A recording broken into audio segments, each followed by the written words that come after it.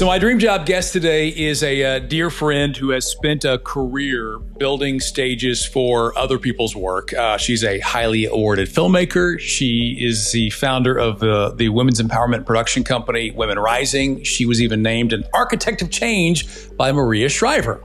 She has been busy lifting up everybody else, but in that process, her own body was really sending her a message that she couldn't ignore, and she wrote all about it in her new book, Autoimmunity and the Good Girls. And I am thrilled to chat with Sara Hirsh Bordo today. And not just because we get to chat about your new book, but also because anytime you and I get to catch up is always a good time. So thanks for making time today. And we've got something pretty cool to talk about. I have spent so much time on these pages. I feel like I know a different version of you than I've gotten to know over the past 30 years. Thank you so much. Thank you for inviting me into this incredibly sacred and rad space that you've created.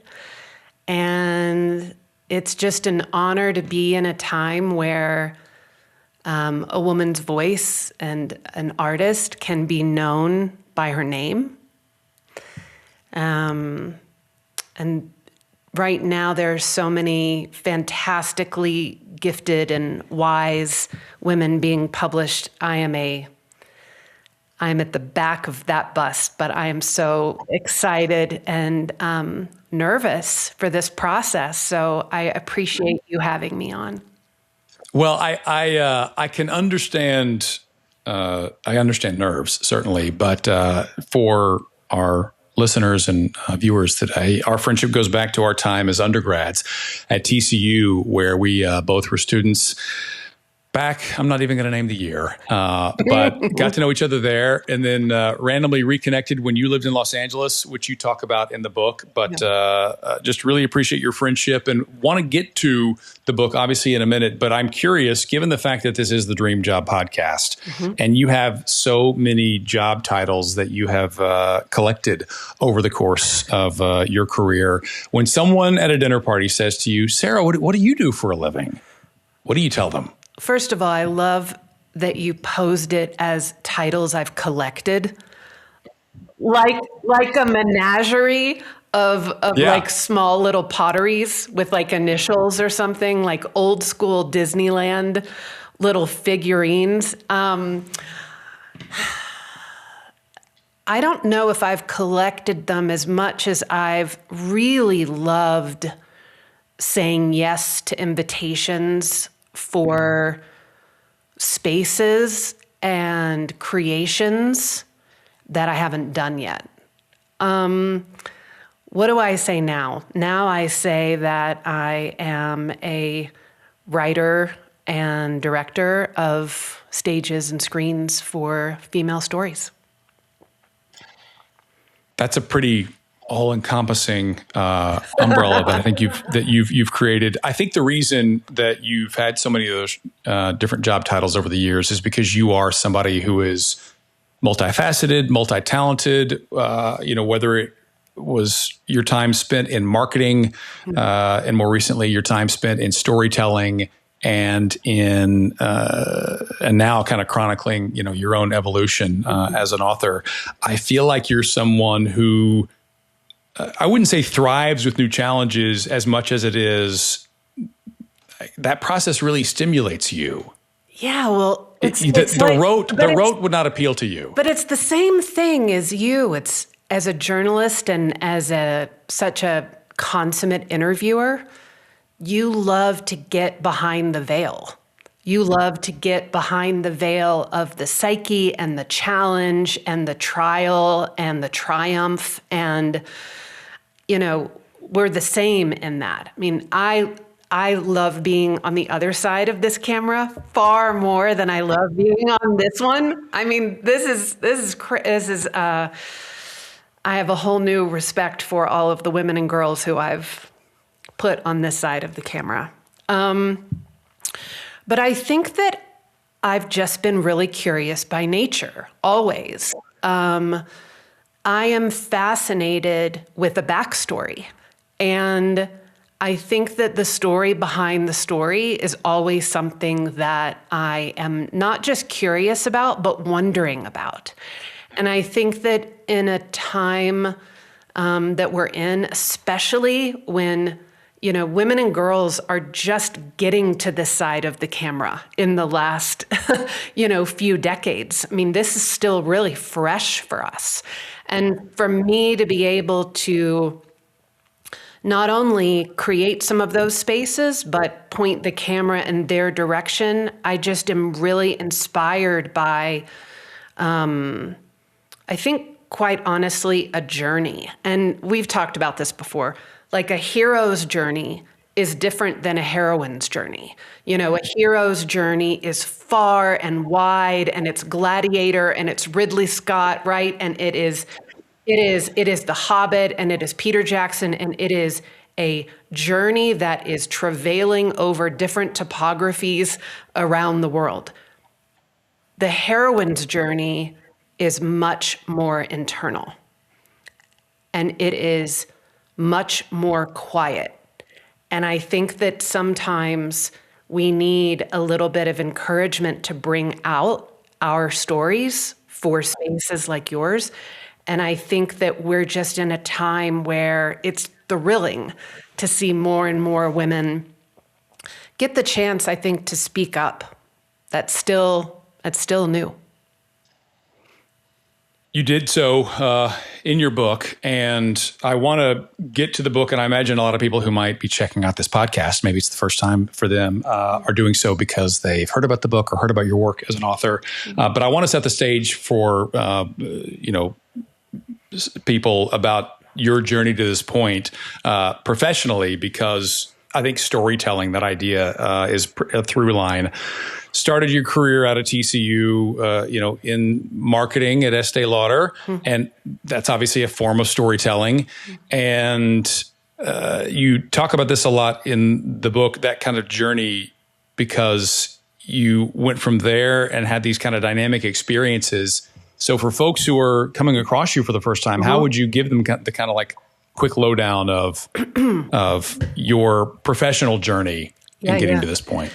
Well, I had 9 internships at our beloved TCU. I loved getting my hands dirty. I just really loved the experience of learning instead of the, let's say, facilitation of learning. I really loved being in different experiences.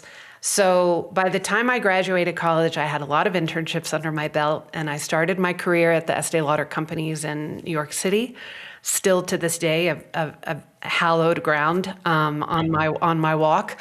And then I got into advertising. I was at GSD&M in Austin, which is where I was born and raised. Then I was at DDB in Chicago, helping manage the Johnson & Johnson skincare business at DDB, but the skincare business for Johnson & Johnson.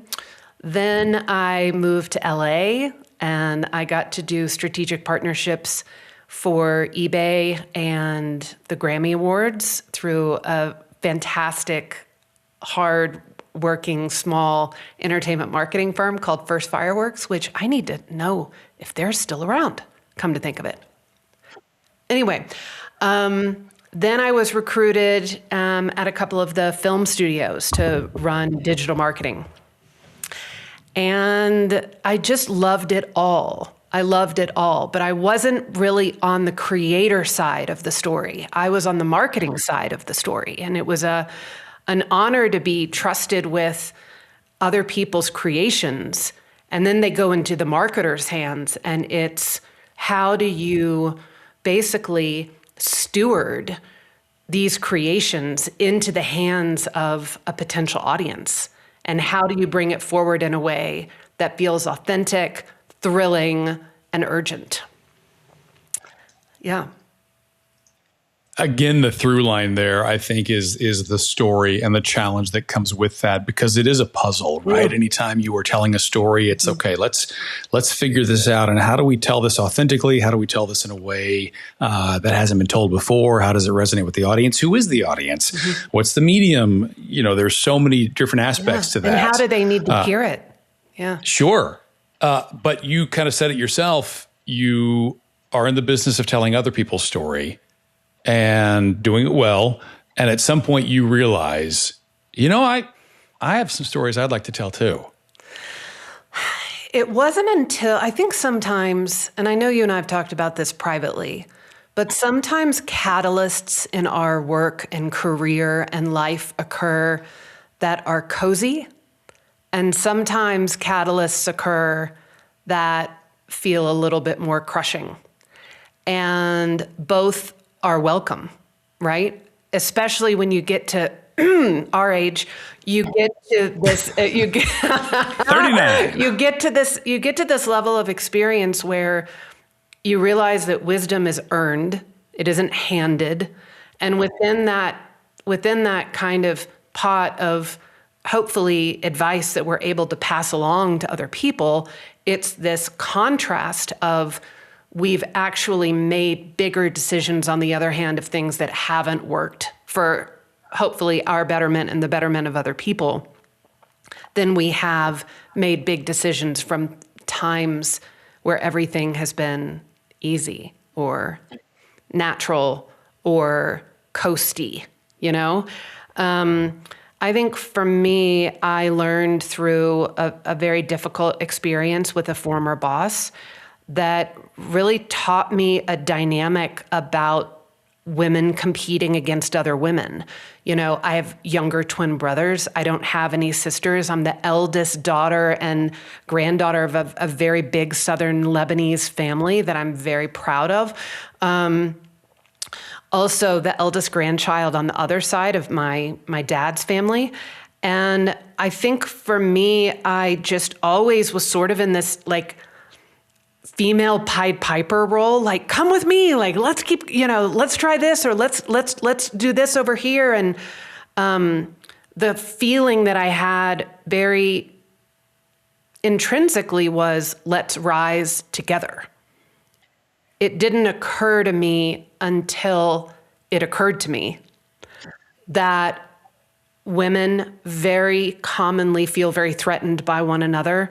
And when that happens, two things happen. We're either knocking each other off of the ladder that we're all trying to climb individually to a rung that we're each setting for ourselves that is always, let's say not always, but let's say 99% a higher rung than our ancestors. And I think when we're in these situations whereby we're either inspired by other women or we're threatened by them, that is a truth and an echo that I have seen time and time and time again for a very long time. And experiencing sort of the shadow of that was what made me want to found Women Rising from the start, which was, how do I help bring more stories and championship of women supporting other women? And I just happened to decide to do that in experiences and in stories. You and I have talked about this idea before. You said that, you don't have any interest in your legacy being you. I do you not. want the legacy to be the work. Yes. The things that you've done, the things that you've created. Yeah. And so beloved friend, if I could have hired you and put a wig on you and called you Sara Hirsh Bordo and parade and had you talk about my book as me, I would have been very happy to write that small check that I would have been able to write you. Well, the reason I want to highlight that is because I would encourage people, the work that you have done deserves attention. It deserves eyeballs. It deserves people to see it. So I would encourage people to, look up your documentary films, look up the talks that you've given, Thank you. because those all are, again, deserve attention and were made and created with a lot of care. They lead us to the book, and I don't want to give short shrift to what you've done, but I want to get to, this, because there's so much in here.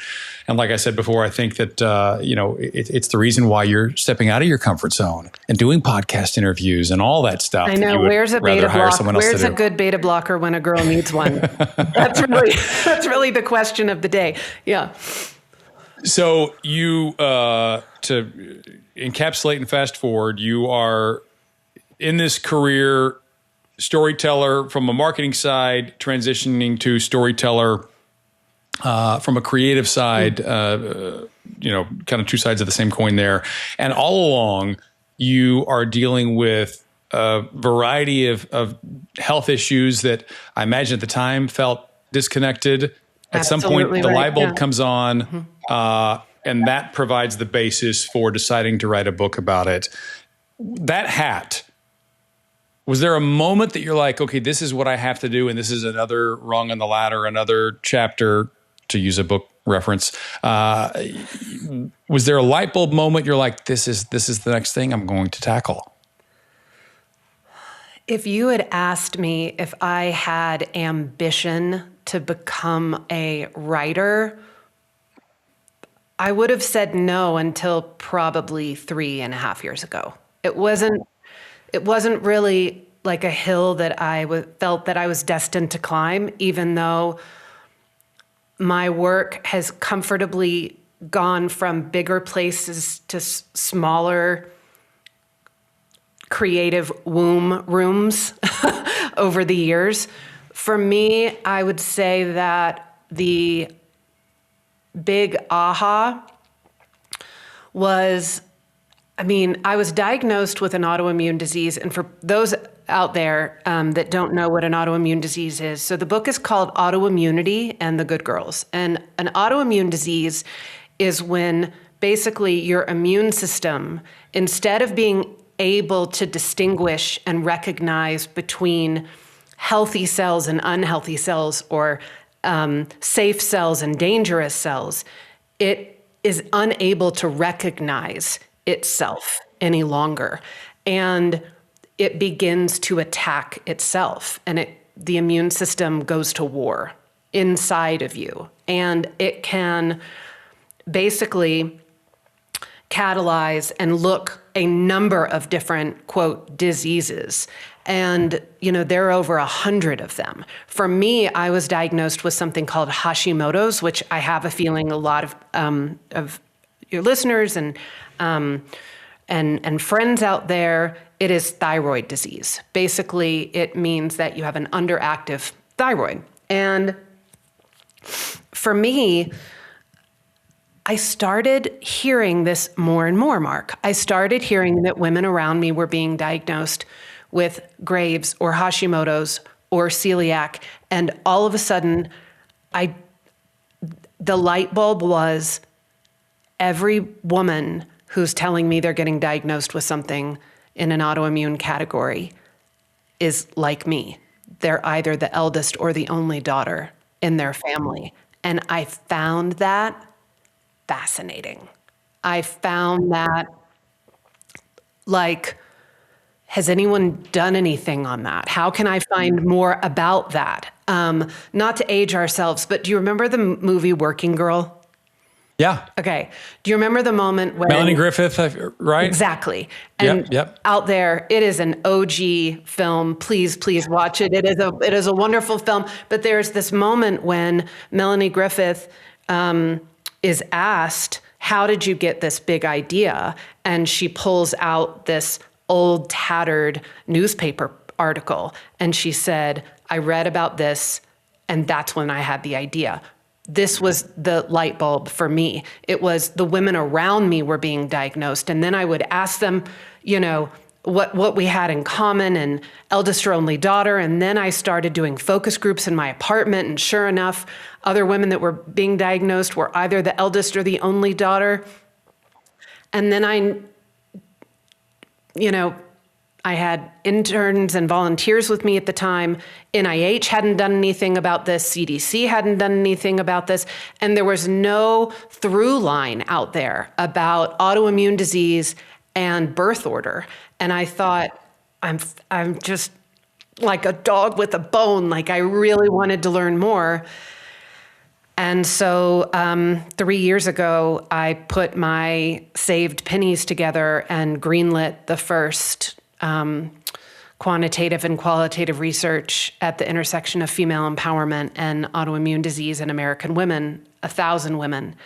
And when that data came back, it echoed what I had seen privately. And I thought, I gotta talk about this. I gotta share this. So I made all the findings for the research available for free. And now they've been downloaded as of yesterday, brother, 23 countries. It's pretty cool. Which is so... The domino you push over, you know? Yes. So I made it available for free, and then came the book. So I think there are a lot of fascinating aspects in the book that I want to get to, but I feel like it's intersectional in a lot of ways because you've got these overlapping aspects of birth order, which you mentioned, being the oldest daughter. You weave childhood memories in, memories from, your 20s and the working world, the dating world, et cetera. The health aspect of it, I think one of the reasons that autoimmune diseases are misunderstood at large certainly overlaps with how we treat women's health and how we believe women when they come to their doctors and talk about their health. Or don't talk about it. Exactly. That's a whole separate book in and of itself. But so you're dealing with a lot of these health issues, which you chronicle, and you kind of make this connection. How much of this is influenced by, my experiences as the oldest daughter, my experiences, as a kid growing up, how I've, carried them forward. And as the title suggests, that idea of being a good girl, which it's funny because when you write this, I feel like you were writing to women who identify with that. I don't think I know many women who don't. That expectation of being good. And there are a whole lot of reasons why, there's puritanical control, there's, Madonna whore stuff at work. But I don't think I know many women who don't identify with that idea of expecting to be good and productive and chaste and not rock the boat and any number of other adjectives that you want to use. I mean, have you found that to be the case? Do you see it that way? One of the things that well, first of all, I love that question.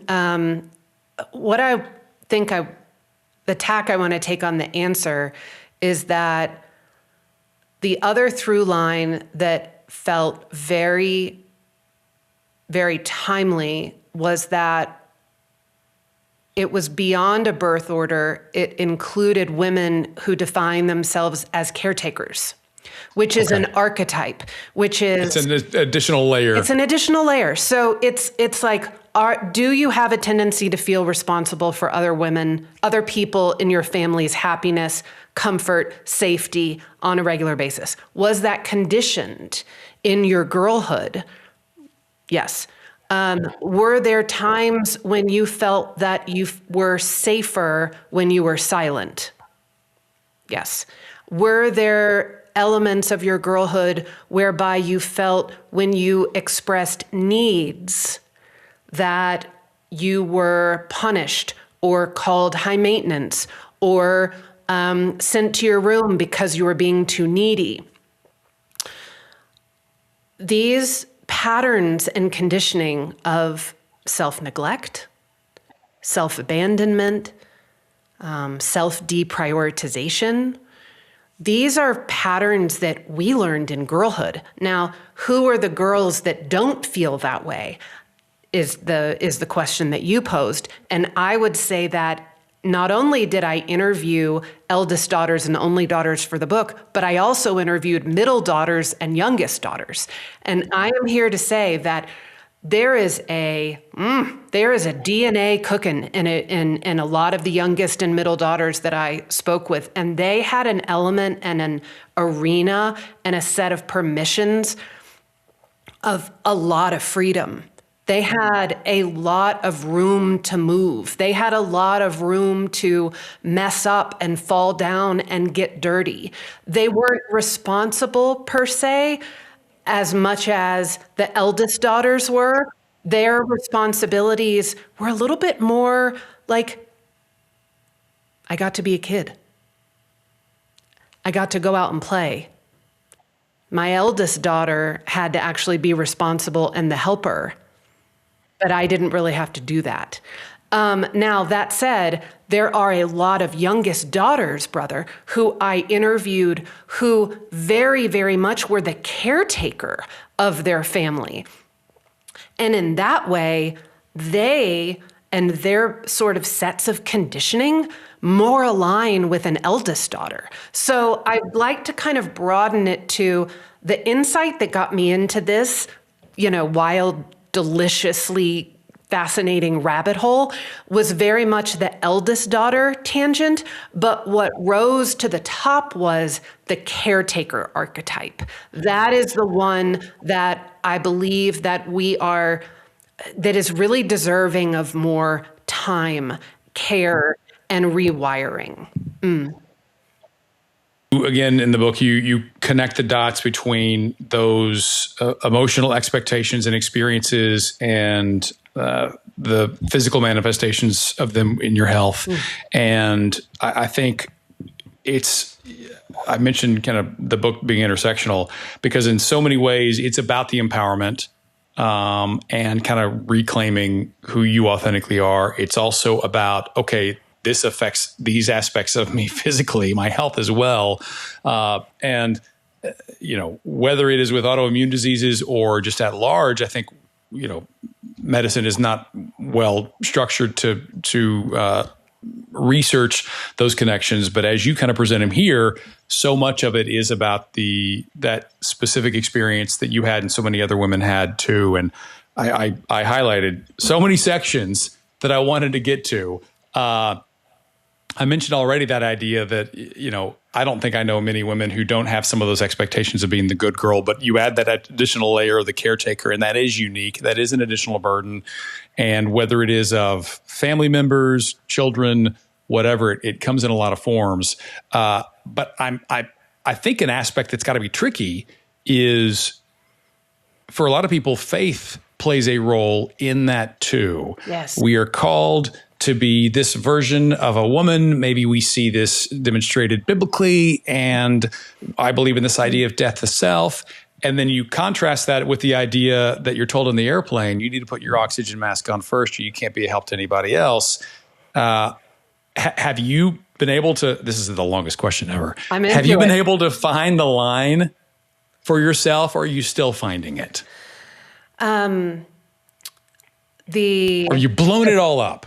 The soundbite that I want to, part of the heroine's journey that I want to talk about is I started doing this work because I was diagnosed with relapse of Hashimoto's and many, many, many other things, everything from cancer to uterine cysts and ovarian tumors and breast tumors. And I think that one of the things that I want to say is that I wanted to see if I could rewire myself to the benefit of my own health.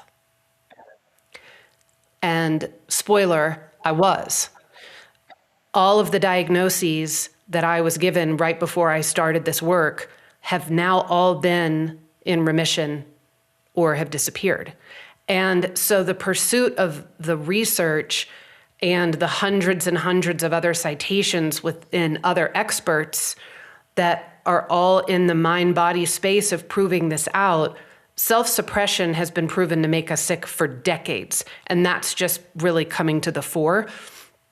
So what I want to get back to your question is about faith. I believe that, and I want to be careful here, and I interviewed a couple of women that are struggling with this very much in very deep faith-based families. is that their struggle is, does the God that I pray to really want me to surrender my own sovereignty? And can I be sovereign in my own health and dutiful to God at the same time? Talk about a layer that is much harder to wrestle with for some people, understandably. Understandably. And I think we're also in a time, and the word feminist is nowhere in my book. I did that on purpose. This is not a political leaning book. I don't talk about that. This isn't a feminist book. This is, women's health is is affecting every household, regardless of your diagnoses. What affects a mom and what affects a wife affects the whole family. And so what can we do and look at that can help bolster and buttress that mother's health and that woman's health? That isn't political and that isn't religious. We want and need our women to be healthy. And in a world where there isn't a single cure for a single autoimmune disease, and in my research, 1 in 4 American women have at least one autoimmune. That's the climate crisis of women's health. That's a terrifying state, and that's just the women that have been diagnosed. To your point, brother, you're talking about how do you bolster women being self-advocates for their own health in a doctor's office, and my research says that, a high 40% of the women that were in my study silenced their own needs in a doctor's office because they're afraid that they're going to be seen as too much trouble, hard to treat, difficult. And if those are experiences and stories that are running on a loop in a woman's mind in a doctor's office, then I think it's pretty safe to say that those stories are also being run in their mind when they're in their own home. And in the workplace, as a parent, at the PTA, you name it. It's just about, are you able to be in a place of authenticity in your own body where you can say, I'm a human being, I have needs just like everybody else's, and I've taken care of everybody else's first for forever. And a diagnosis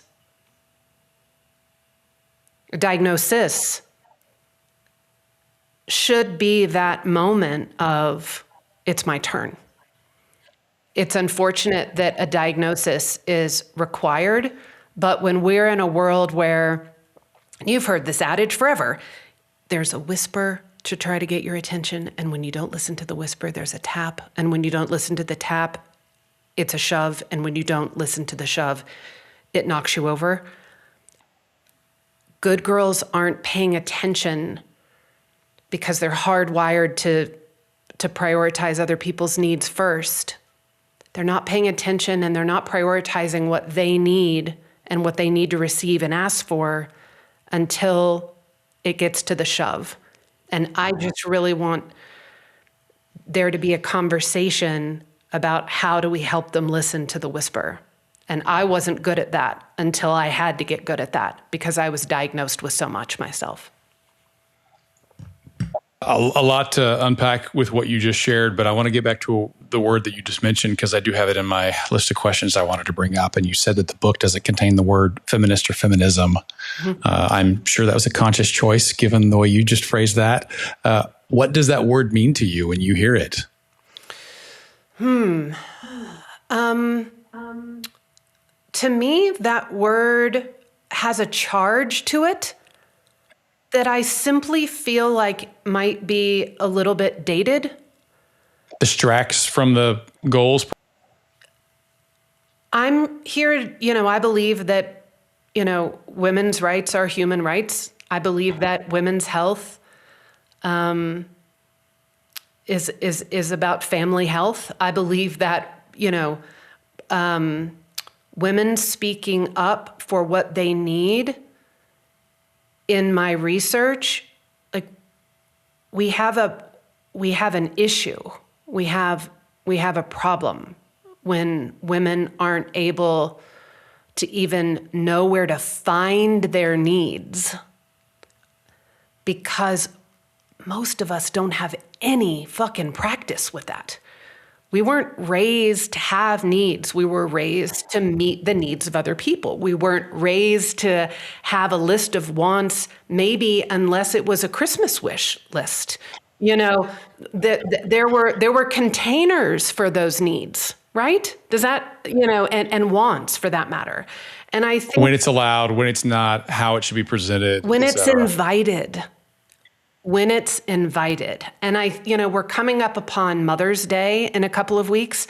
And I think that one of the things that we just really want to encourage the moms out there and the husbands with wives and the children with mothers that are lucky enough like us to still have our moms that are here is to be able to help hold that hand out of that silence into that place of, Mom, what do you need, right? And if they're not able to say what they need, give them two options. If they're struggling to get up and down off of the couch because of their back pain or knees, because of rheumatoid arthritis or a host of other diagnoses, don't wait for her to ask, because most of us don't have a lot of experience in the asking. Certainly not in the receiving. So for this Mother's Day, I think we have a really beautiful opportunity to help our mothers find their own needs. The book is filled with, anecdotes and stories where you share your experience, under this umbrella. Mm. Caretaker as the good girl, et cetera. You talk a lot about being from Texas. You talk about your Lebanese family.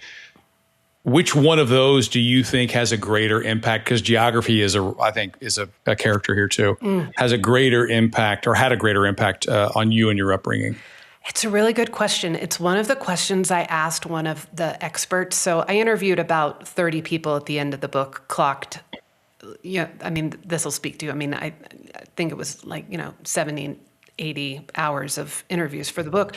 And I interviewed a former monk, actually, who had traveled the world and now only speaks and supports women and girls on a mental health level. And I specifically asked him, have you seen the good girl phenomenon just in the US, or have you seen it around the world? And he says that it is not just an American problem. It is a phenomenon that is happening all over the world, specifically because a lot of cultures that are very crafted around a familial experience with roles to play and parts to play around a table in a kitchen. There are truths that are very comfortable. There are belief sets that are stories that have been playing ancestrally for generations, right? And so I think that the cultural piece of my being half Lebanese, and I would say that was actually louder than the Southern upbringing. Because I've interviewed and now studied women all across the country, and there are phenomenons and truths of these, conditions of being selfless in all regions of this continent. There is. Did that answer your question? No. I obviously identify with the, kind of the Texas Southern aspect because that's where I'm from and that's what I'm exposed to. I wasn't, I don't have the New Jersey vibe. And I think that there is a uniformity or a universal experience there, that you kind of just alluded to. But boy, there's something about the Southern one though. I don't disagree. The big family get-togethers and how you behave in public and what will people say. And yes. That's an excellent point. I would say that the fear of disappointing other people might be have that same volume in the South. That fear of disappointing other people is a truth and a conditioning that is so woven into this community that I'm talking about. And I think that the fear of public perception is a very Southern note. What will people say? I want to address what's behind you. You've got a butterfly behind you on the wall. You talk in the book about a piece of artwork that really struck you. Yeah. And I think, and you also make the analogy in the book as well, that process of going from caterpillar into the chrysalis to butterfly. I mean, that is loaded on so many levels, whether it is change, difficulty, we can do hard things, the delicacy of it, the genetic evolution. I mean, so many threads to pull on there. So for someone who hasn't read the book yet, why is that symbol, the butterfly, so important to you? I think what is so, and I do, spoiler alert, I do open the book with, I was in Germany and I went to this museum and I was literally buckled at the knees when I saw this one particular piece of artwork. And it wasn't a butterfly wing or figure or profile that you would look at and say, oh, that's so pretty. She looked like she had been battered and bruised and kicked around and thrown around. And there was this narrative that I saw in this artwork where the wings were telling almost a story to me. There it goes again, storytelling. And it said to me, if you think flying was easy and getting to flight was easy, you don't understand me at all. And that became a real icon, not just the appreciation of look how beautiful they are, because once they're in flight, they're not alive very long. The journey to the flight is where the juice is. That's where, to me, that's where the power lies, is that this experience of growing into butterfly from caterpillar has so many stages to it. And I think that the one message that I want to be able to impart to the book is, women, we are not meant to stay the same. We are not here to end the journey where we began. We are here to grow out of it into new forms and to shed things that aren't ours anymore. Stories about who we're allowed to be, permission slips about what we're allowed to carry in our purse, stories about what we can do. Those are outside sets of permission slips. I am uninterested in that. I believe that the outside sets of permission slips with the women that I have studied who are the sickest and the hardest to heal have been told a set of stories that they are potentially living out for too long. And the transformation opportunity is not easy, but it's why we're here. And that, to me, is what the journey of the chrysalis is all about.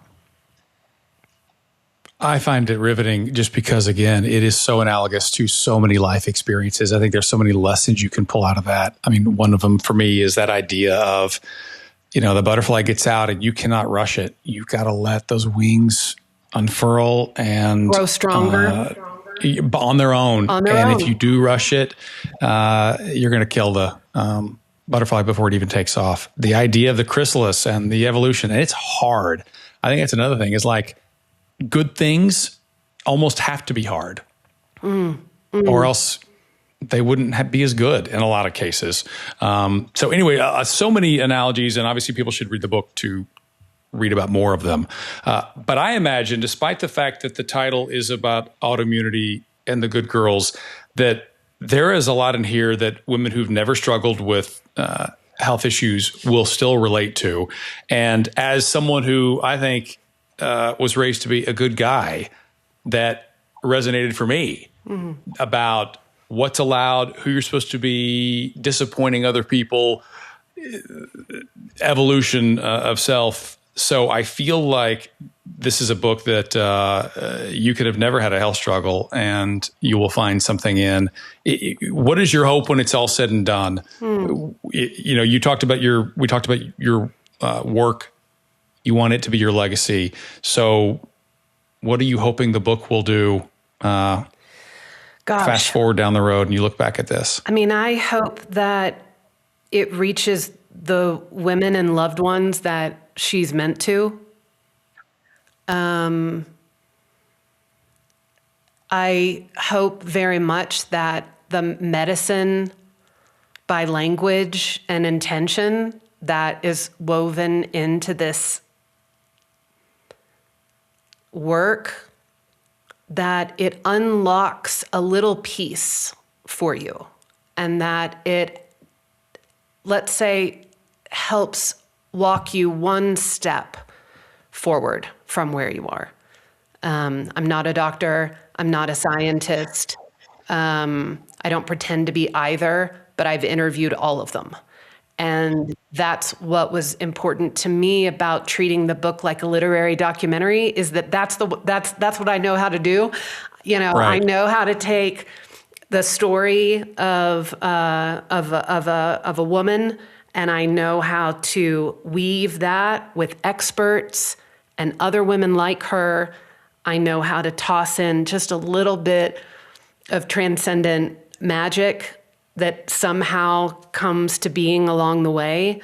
And I just hope it helps walk women and their loved ones home a little bit closer to their healthy self, because at the end of the day, the book's thesis is pretty simple. It's an identity in compromise is creating immunity in compromise.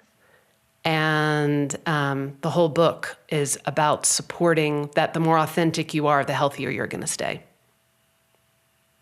I like the fact that one of the things you said is it's a step on the journey. And as someone who talked about the journey and talked about storytelling, I think that dovetails perfectly. Mm-hmm. There is so much more we could talk about, but I want to be respectful of your time. It has been such a joy to hear more of the story about how this book came to be and what you shared. And Autoimmunity and the Good Girls is available wherever you get your books, which is a lot of different places. Or they can catch the audiobook with you reading it to them. I know it. I did it. And I will just like to say that a percent of the proceeds of my author proceeds are being donated to the Society for Women's Health Research. I'm not at all surprised that you are giving back with the book, but I'm so proud to call you a friend. Proud of you, brother. I love you. I'm excited for this. Thank you. Excited we get to chat today. Thank you so much.